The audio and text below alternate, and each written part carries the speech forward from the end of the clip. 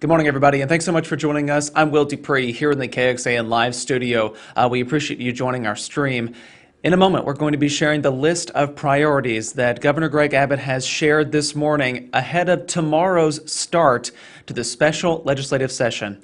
Again, there are 11 priorities that the governor has laid out in a news release and a proclamation that he sent out today. We're going to bring those up right now. So we'll leave them up for a little while so you all can see what the priorities will be and what the issues that the legislators will discuss during the start of the legislative session tomorrow. Here they are. The list that we've been waiting for a while now. So there are 11 items that Governor Abbott has identified as priorities for this special legislative session. We'll start at the top there. Bail reform. This was an emergency item that Governor Abbott identified at the start of the regular legislative session. However, it failed to pass by the end of it. And really, this is related to the Damon Allen Act. It has stricter restrictions on when bail should be allowed for certain kinds of criminals suspected of carrying out crimes.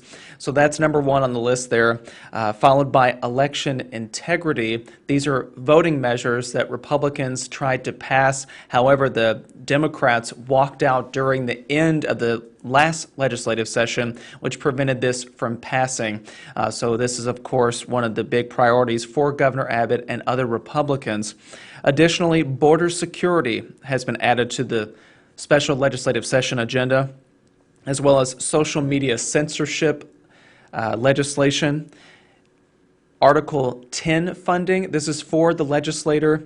At the end of the legislative session, when the governor was approving portions of the state budget, he vetoed the portion that funded the state legislature, and this was in retaliation for not passing bail reform or the voting measures.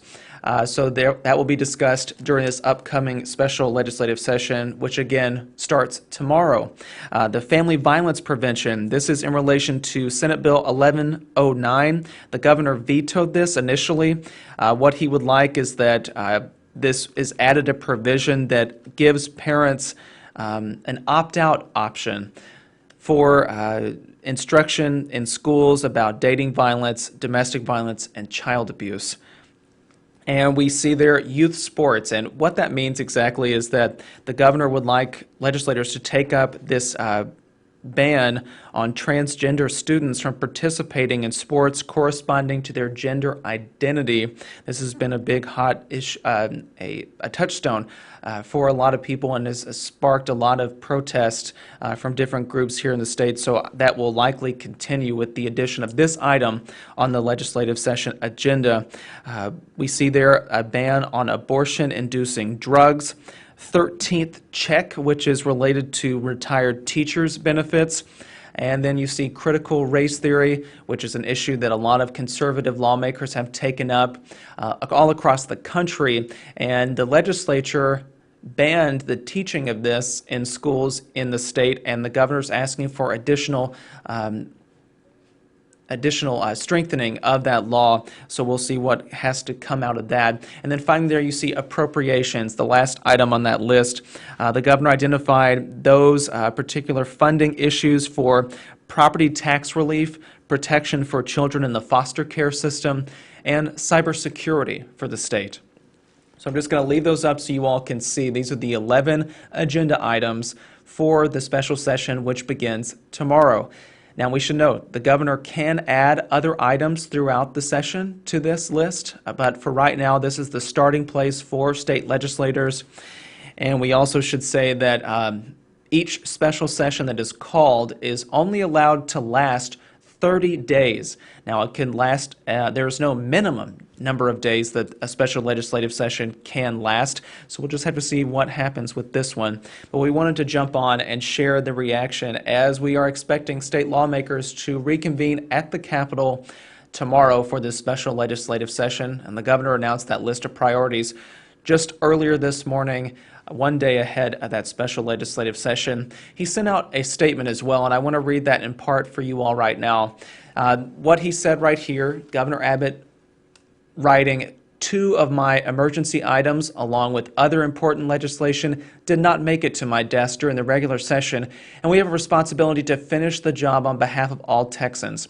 Those special session priority items put the people of Texas first and will keep the Lone Star State on a path to prosperity.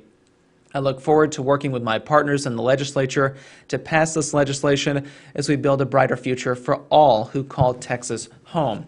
Now, we should say that not everyone is pleased with the number of agenda items that have come out today. We are getting lots of reaction from state lawmakers, some Republicans calling for other items to be added to that list. Again, we'll have to see if the governor might listen to those calls, and a lot of Democrats criticizing the governor for not including anything about the power grid and issues related to that on this special session agenda. The governor did come out with a list of directives for the Public Utility Commission yesterday, and maybe that was perhaps to head off some of that criticism that was to come today, releasing that list of agenda items for the special session. And I want to show a tweet right now from the Texas Democratic Party.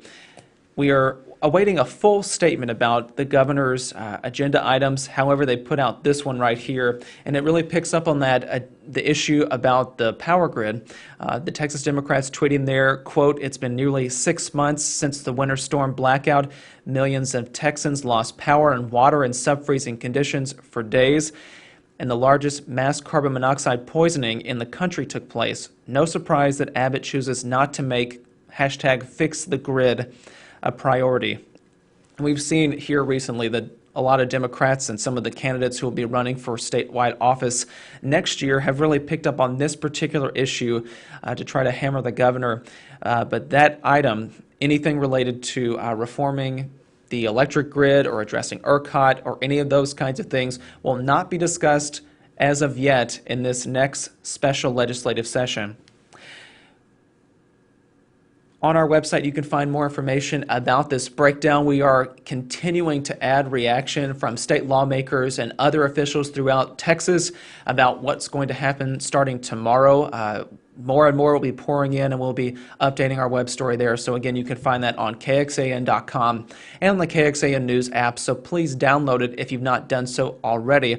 I'll also say that we will continue to cover the start of the special legislative session and all that unfolds from it, so you can please trust us to stay on top of that, to share you the latest information as soon as it becomes available.